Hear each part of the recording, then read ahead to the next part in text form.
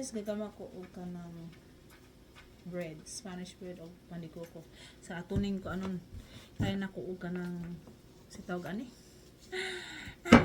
Nothing is perfect, you know. Try to learn new things. So karana to kanang kan guys, nagluto ko og kanang bread. So charot. Isa di kabalo, so I'll try ta. Ako i-apply itong gitulo sa kumahan. So, ako isulayon o try i-apply itong gitulo sa kong amahan sa bata ko. Kaya kung papa, hilig na ito siya magama o ng mga pan, mga cakes. So, di mo ko kabalo, so i-try na po. So, basin natin sa talent sa mani ang Spanish bread. So, salamat ako nuhay guys. So, ano siya? Bisag di mo kabalo mo gama. Basta try lang ninyo. Basta natin talent ba, no? Yan siya. So, dayon butangan og harina para di siya matapot-tapot. So, para sa butangan siya diha. A few moments later. So, karon magama ko og pandikoko. Grabe. Ay. Tawa. Alam na to, i-serve ko na siyang dough. So, sa bata pa ko guys, mga 6 years old, very often ko mo busy sa akong papa sa bakery. Then, very curious kay ko na bata ba, so mga tanong ko sa akong papa, kung saan ko pa-serve ko sa dough. So, iyang buhaton, iyang ipakita sa kuha, anaon niya, usahay, i-plat. So, anak siya. Sige, ko kunuhay. So, nagamit rin hapon ang gatong itulog sa akong papa.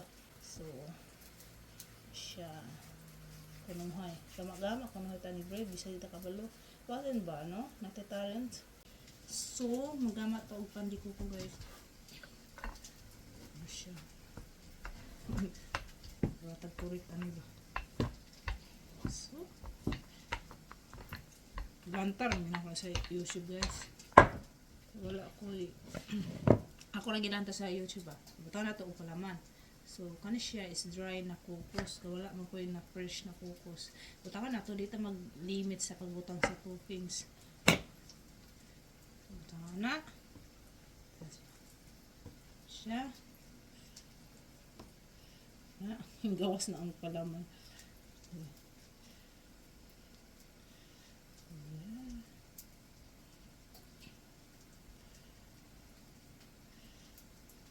Ito gaga mag-show pa ni ba? Tawa. So.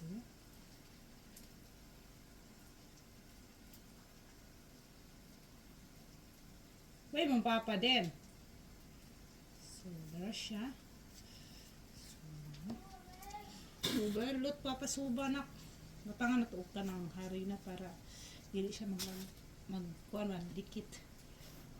A few moments later.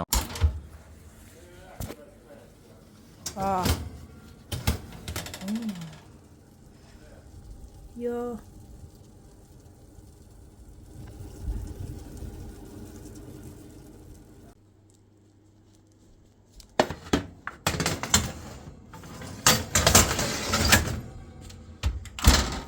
A few moments later.